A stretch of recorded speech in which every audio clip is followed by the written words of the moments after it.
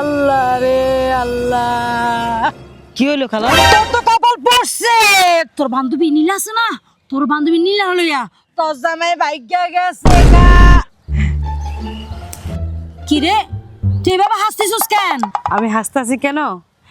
এখন আমার বান্ধবী বুঝবে আমার জামার ঠেলাটা কি, আসলে মজাটা কোন জায়গায়।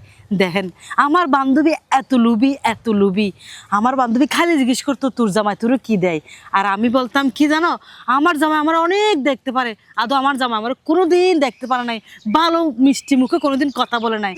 আর আমার জামাই কোনোদিন আমার বছরের মাথায় মাথায় একটা 30 পিস দেয় নাই। আর আমি আমার বান্ধবীর বলতাম আমার জামাই আমার কত দামি দামি গয়না দেয়, কত দামি দামি কাপড় চোপড় কিনে দেয়। আমার জামাই কালা এমন টাইস্টা, সে কোনোদিন আমার নিয়ে একটা জায়গায় ঘুরতে যায় নাই।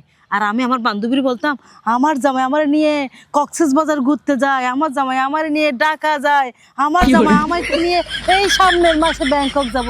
আর এই কথা শুন না আমার লুবি বান্ধবী আমার জামারে নিয়ে গেছে পালাইয়া। হ্যাঁ এখন বুঝবে মজা।